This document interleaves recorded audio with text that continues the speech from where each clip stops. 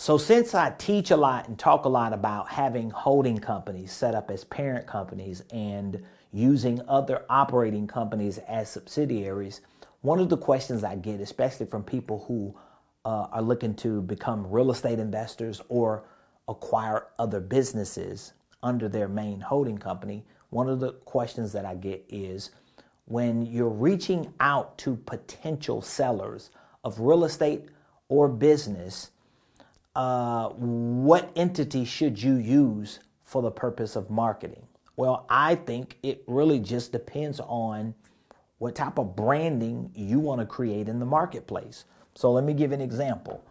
I have my holding company. It is called Ramon Preston Enterprises. So if I am marketing to a potential motivated seller who wants to sell their business, then I'm going to use Ramon Preston Enterprises as the name for marketing purposes, because this would be the entity that would acquire that particular business.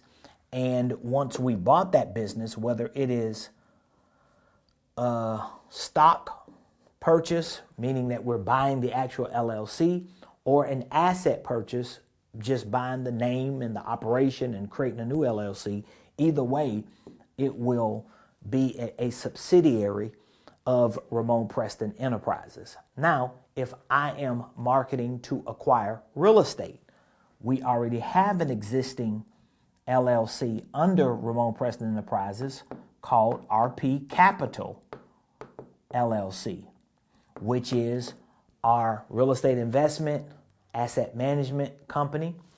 And we also provide home solutions to distressed homeowners who subsequently are motivated to sell in most cases. So if we're reaching out to homeowners in distress, pre-foreclosures, fixer-uppers, or if we're just negotiating some type of deal regarding real estate, we're going to reach out to them as RP Capital LLC. Most of the times when we are acquiring those properties, we are acquiring them under RP Capital LLC, unless there's some strategic plan that we have, meaning that this is going to be a long-term buy and hold, or of course, if it is a commercial property and we know that this is a big play with a group of investors we're working with, or whatever it is, then you're getting into something like a syndication.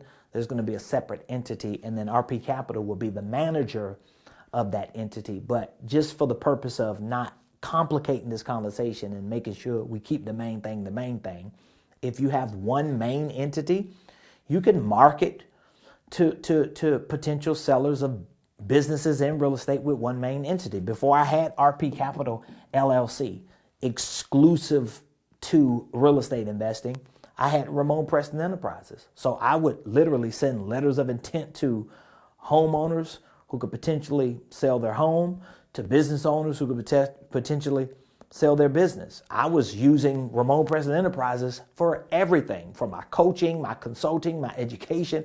I used it for everything.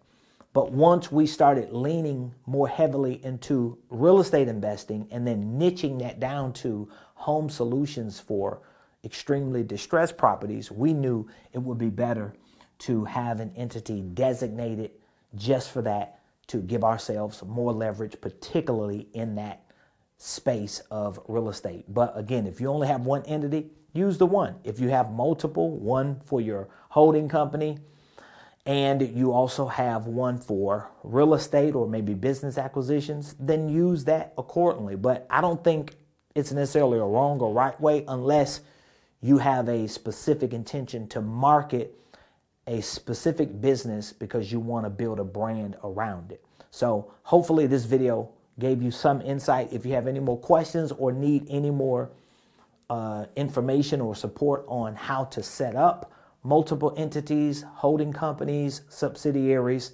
and how to properly position those entities to market to the niche of customers, clients, or potential sellers that you want to market to, we'll be more than happy to give you that information, share our resources with you. Click the link in the description. Otherwise, we'll see you in the next video.